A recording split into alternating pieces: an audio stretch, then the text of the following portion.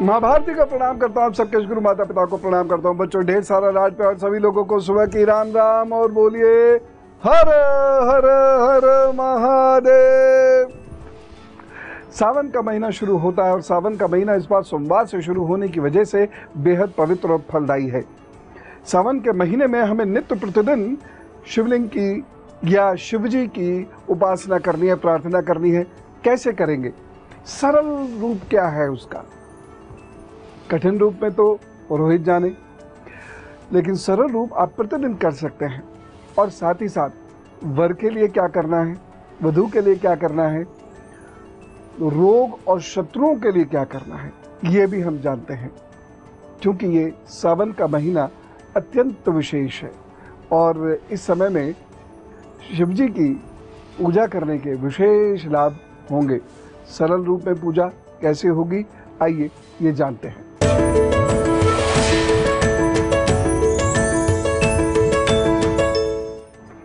जब बाबा माँ पार्वती को अमरनाथ की गुफा में लेके गए तो सबसे पहले जो उन्होंने सिखाया वो सिखाया था ओम। यही ओम है, यही वो शब्द है जो किसी भी मनुष्य की आयु को बढ़ा सकता है, किसी भी फल को बढ़ा सकता है। यही वो ओम है जो किसी भी सामान्य श्लोक को भी मंत्र बना देता है, बीज मंत्र की शक्ति उत्पन्न करता है। यही वो ओम है जो ब्रह्मांड में सुना जाता है। यही वो ओम है जो सिद्ध करने के बाद ही वेदाध्ययन किया जा सकता है।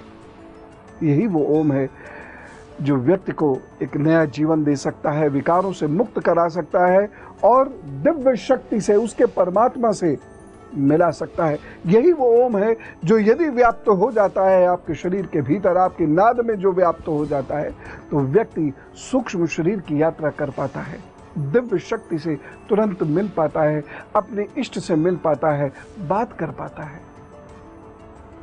इसी ओम से सबसे पहले आवाहन कीजिए और जो मैं बता रहा हूं उसको लिखते चले जाइएगा। इसी ओम से आवाहन करना है। कैसे? मन में भाव कि हे शिव पधारो, मेरी कुटिया में पधारिए और आसन आदि स्वीकारिए, मेरी पूजा स्वीकारिए। और इस भाव के बाद गहरा नाद, नाभि से नाद उत्पन्न होना चाहिए। शरीर को ढीला रखते हुए नाभि से नाद उत्पन्न कीजिए और जब आप नाभि से ये नाद उत्पन्न करेंगे तो नाभि हल्की सी अंदर की ओर चली जाएगी। जब चली जाए तब समझिए आपने सही उच्चारण किया है। अन्यथा बहुत सारे लोग गले से कहते ओम, नहीं, वो नहीं चलेगा। नाभि से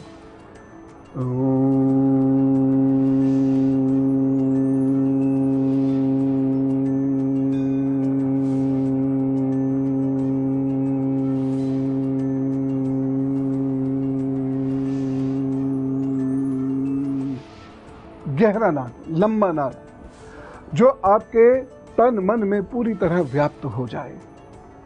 और यह 3 बार करना है। ध्यान के बाद क्या करते हैं? जब प्रभु का ध्यान किया, आवाहन किया, उसके बाद प्रभु हमारे धाम, हमारी कुटिया में पधार गए। तो हम सबसे पहले प्रभु को आसन प्रदान करते हैं। तो कुछ पुष्प रख लीजिएगा जो प्रभु को आसन के रूप में आप अर्पित करेंगे।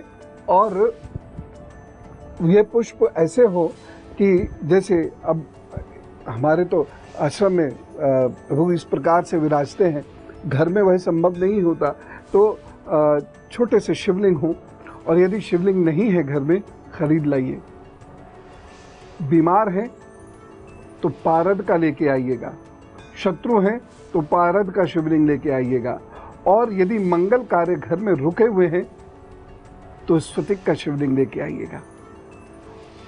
अब आपने छोटी सी एक प्लेट में, जलहरी में, वह शिवलिंग स्थापित कर दिए। उसको फूलों से आप पहले ढकेंगे, फिर शिवलिंग रखेंगे। इस प्रकार से हम कहते हैं कि हमने प्रभु को आसन प्रदान कर दिया। अब प्रभु जी पधारे हैं तो उनका स्नान होगा। सबसे पहले जल से स्नान होगा। जल से जिस वक्त स्नान आप कराते हैं तो ओम रुद्राय नमः का जप करते जाइए। जितना भी आप कर सकते हैं अच्छी बात है, लेकिन न्यूनतम 11 बार तो कर ही लीजिएगा। कराने का तरीका क्या है जल से स्नान? शिवलिंग के मध्य में एक हल्की सी धारा से, उड़ेलना नहीं है, हल्की धारा से इस तरीके से, और ओम नमः शिवाय, ओम रुद्राय नमः, ओम रुद्राय नमः, ओम रुद्राय नमः, ओम रुद्राय नमः, ओम रुद्राय नमः। और ये बिल्कुल ध्यानस्थ होके आपको करना है, बिल्कुल ध्यानस्थ होके। ठीक, मैं विधि समय की कमी की वजह से तेजी से सिखा रहा हूँ, लेकिन आपको बिल्कुल धैर्य से करना है। ठीक, उसके बाद दूध से अभिषेक होगा, और आज से दूध त्याज्य हो जाता है। कैसे होगा? अब एक विशेष प्रयोग मैं आपको बताता हूं। यूं तो अनेक मंत्र हैं, लेकिन एक विशेष प्रयोग मैं बताता हूं। 12 ज्योतिर्लिंग हैं। आप उन 12 ज्योतिर्लिंगों के नाम लिख लीजिए, और दूध से ऐसी कल्पना करते हुए कि मैं प्रत्येक ज्योतिर्लिंग पर दुधार्पण कर रहा हूं, उनका नाम लेते रहिए। लिख लीजिए सबसे पहले, ओम महाकालेश्वराय नमः, ओम ओंकारेश्वराय नमः, ओम नागेश्वराय नमः, ओम घुघुरेश्वराय नमः, ओम त्र्यंबकेश्वराय नमः, ओम रामेश्वराय नमः, ओम वैद्यनाथाय नमः, ओम विश्वनाथाय नमः, ओम सोमनाथाय नमः, ओम केदारनाथाय नमः, ओम भीमशंकराय नमः, ओम मल्लिकार्जुनाय नमः। और इस प्रकार से ये 12 ज्योतिर्लिंगों के नाम लेते हुए बहुत प्रेम भाव से बाबा को दुग्ध स्नान कराइएगा, बहुत प्रेम भाव से। जैसे घर में अतिथि पधारते हैं, घर के बुजुर्ग होते हैं या बच्चे होते हैं, उन्हें स्नान कराते हैं ना, ऐसे प्रेम भाव से स्नान कराइएगा।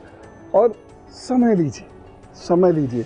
तो बहुत मजबूरी है तो बाबा भी माफ़ करते हैं, लेकिन अन्यथा आप थोड़ा सा समय लेकर चले तो अच्छा है। ये सारे काम तसल्ली से होने चाहिए। दूध से स्नान होने के उपरांत फिर से जल से स्नान करेंगे।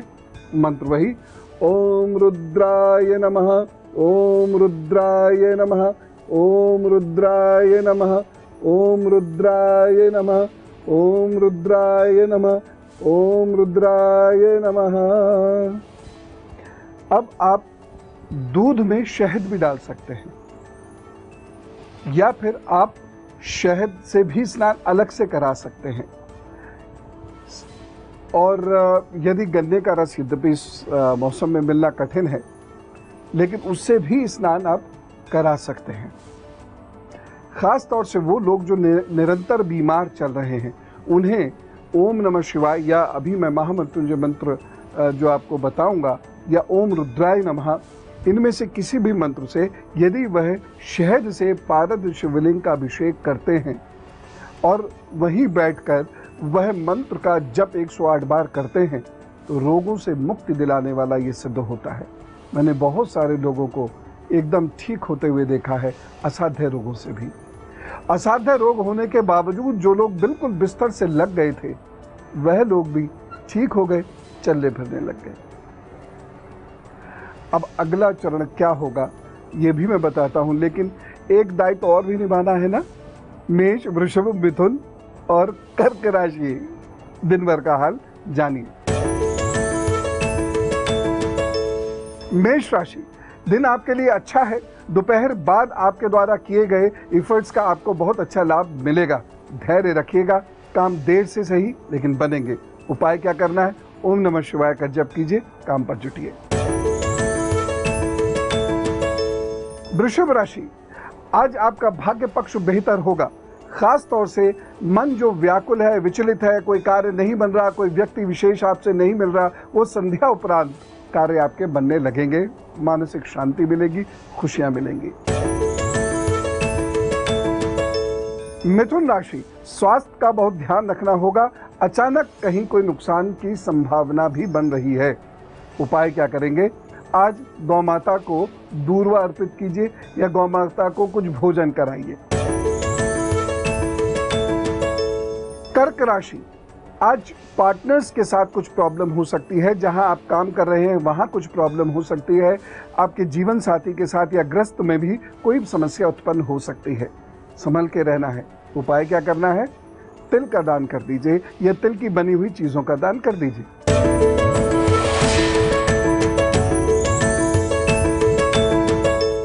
तो अभी तक हमने क्या किया?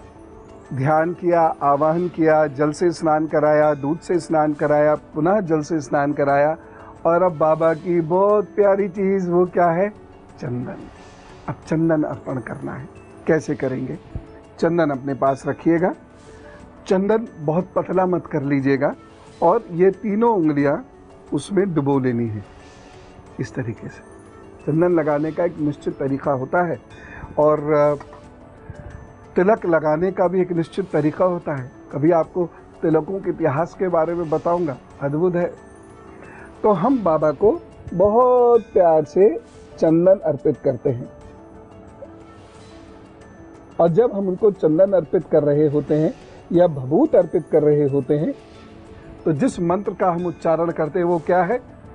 ओम त्र्यंबकम यजामहे सुगंधिम पुष्टिवर्धनम उर्वारुकमिव बंधनान् मृत्योर्मोक्षयमामृतात्। ये कौन सा मंत्र है? महामृत्युंजय मंत्र। यही वो मंत्र है जिसके जपने से बड़े बड़े रोग दूर भागते हैं। व्यक्ति मृत्युशैया से उठकर खड़ा हो सकता है। अद्भुत है ये मंत्र।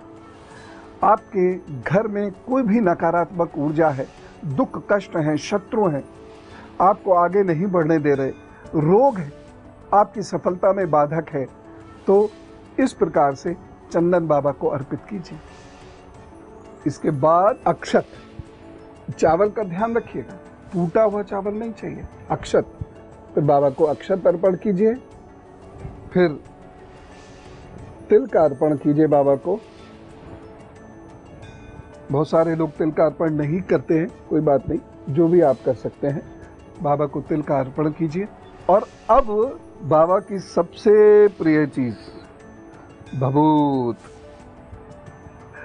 मैंने आपको बताया था भभूत बनाने का तरीका।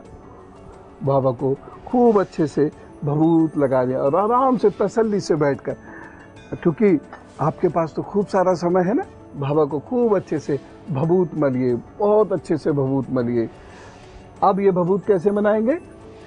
उपला लीजिएगा गाय के गोबर से बना हुआ, और उसको जला लीजिए और छान लीजिए उस राख को। उस राख को पोटली में बांध लीजिए, और पोटली से ऐसे ऐसे ऐसे खूब तसल्ली से बाबा जी को भभूत अर्पित कीजिए। और जब आप भभूत अर्पित करेंगे तो वही जो 12 नाम मैंने आपको अभी लिखाए थे, 12 ज्योतिर्लिंगों के, उन्हीं नामों का उच्चारण करेंगे। और यदि कोई भी रोग कष्ट है तो आप महामृत्युंजय मंत्र का जप करेंगे।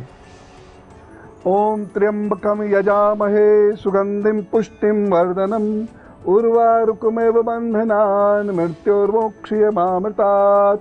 ओम। अब एक और दायित्व, सिंह, कन्या, तुला और वृश्चिक। उसके बाद फिर आगे की पूजा का हाल बताऊंगा। ये चीजें नोट करते रहिएगा, अब से ऐसी ही पूजा आपको करनी है। सिंह राशि, ये वक्त आपके लिए अच्छा है। ये वक्त कुछ नए कार्य बना सकता है, कुछ नए आइडिया आपके अंदर ला सकता है। बस स्वास्थ्य का ध्यान रखिएगा। उपाय क्या करेंगे? आज शहद का दान कर दीजिए, फिर अपने काम पर जुट जाइए। कन्या राशि, समय बीमारी लेके आ रहा है और साथ ही साथ मतभेद हो सकते हैं, वाणी पर नियंत्रण रखना होगा। उपाय क्या करना है? मसाले का दान करना है किसी गरीब को। तुला राशि, संभल के चलिएगा आज, क्योंकि आज कोई धोखा भी दे सकता है, कोई आपको गिरा सकता है, या आप खुद दुर्घटनाग्रस्त हो सकते हैं।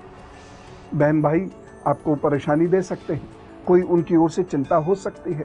उपाय क्या करना है? मीठे दूध का दान करिएगा। वृश्चिक राशि, दिन आपके लिए अच्छा है, थोड़ी सी मेहनत अधिक करनी पड़ेगी, वाणी पर नियंत्रण रखना पड़ेगा, बाकी काम आपके बनेंगे। लोग आज आपसे प्रसन्न होंगे, रिश्ते मजबूत होंगे। उपाय क्या करना है? लाल धागा दाहिनी कलाई में बांधकर फिर अपने काम पर जुट जाइए, तो वो सब ठीक करेंगे।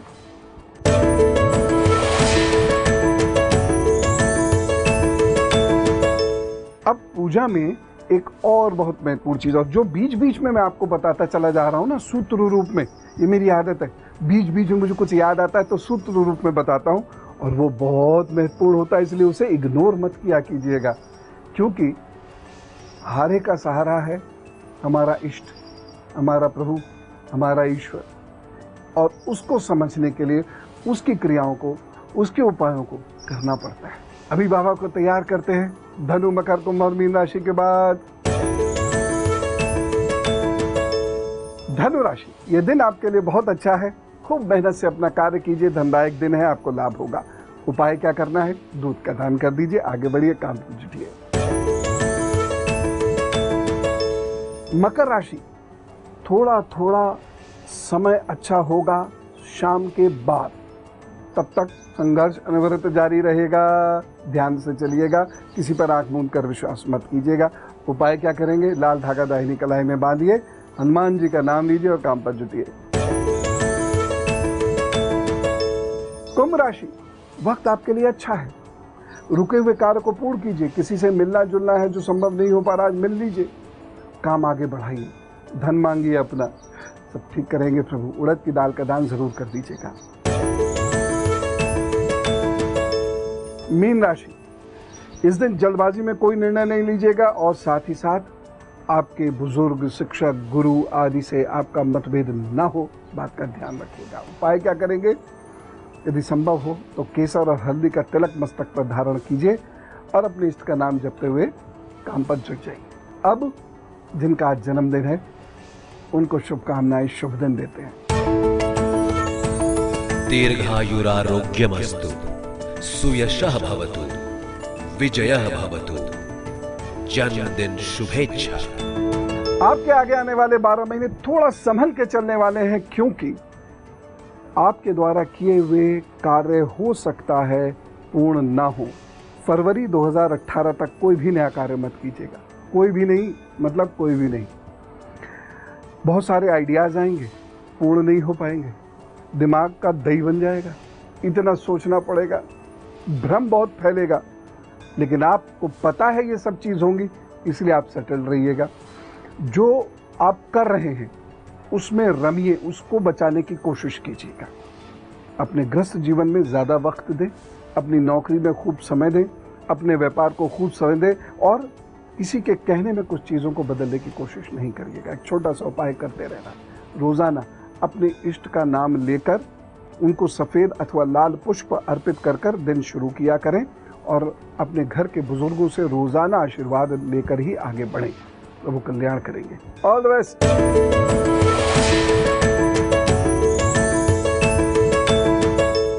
अब हमें क्या करना है? हमने भभूत अर्पण की, उसके बाद हम पुष्प अर्पण करेंगे। हाँ, ये पुष्प अगर लाल भी हो सकते हैं, सफ़ेद भी हो सकते हैं, और बड़े शिद्दत से, बड़े प्यार के साथ, पूजा बहुत सेवा प्यार भाव से ही करनी चाहिए। हमने पुष्प अर्पण किए। पुष्प के बाद क्या करना है? लिखिए, आजकल तो बारिश की वजह से आपके घर के आसपास भांग का पौधा होगा, बस 1-2 पत्तियां तोड़ लाइए और बाबा को भांग अर्पित कर दीजिए। बहुत सारे लोग मजाक में कहते हैं, अरे तुम्हारे भगवान जी तो भांग खाते हैं, नशा करते हैं। अरे भाई, भांग खाते नहीं हैं, हमें नहीं खानी है, क्योंकि उसमें विष होता है, इसलिए वो बाबा के हवाले कर देते हैं हम, समझे? ये होता है उसका लॉजिक। खैर, भांग उनको अर्पित कीजिए। और भांग के बाद क्या करना है?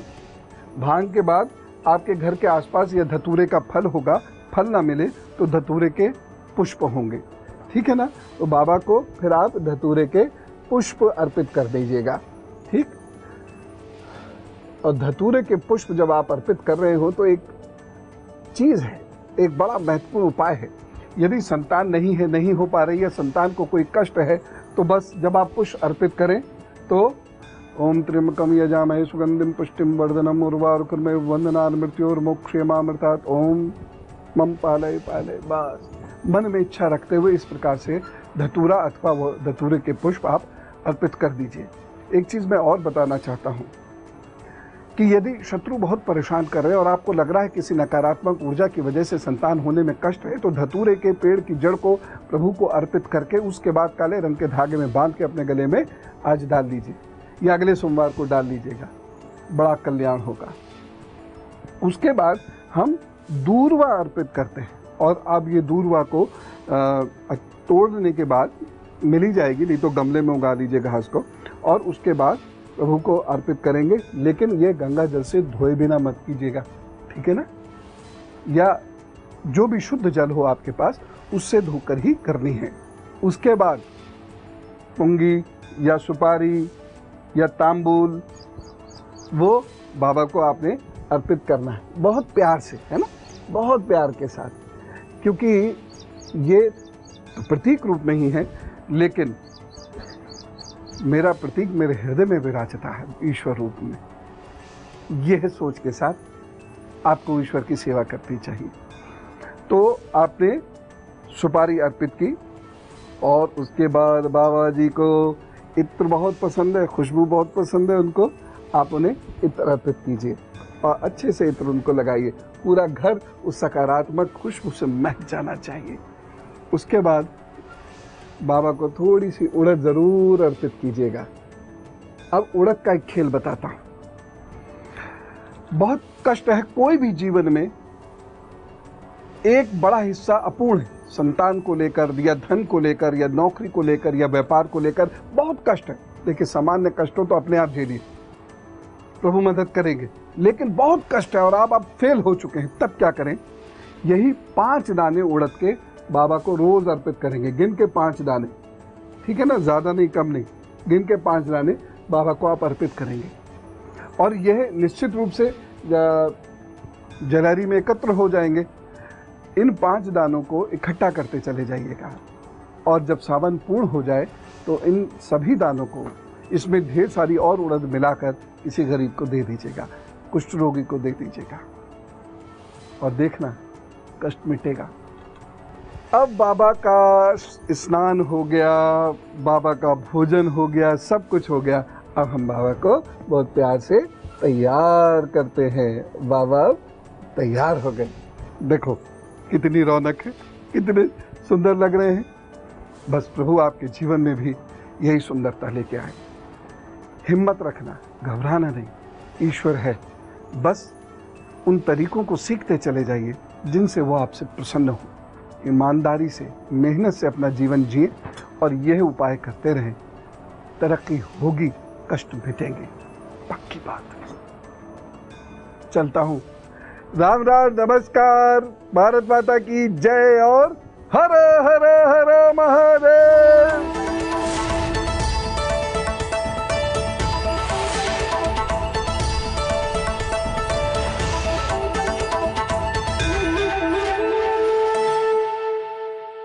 ये है एबीपी न्यूज़, आपको रखे आगे।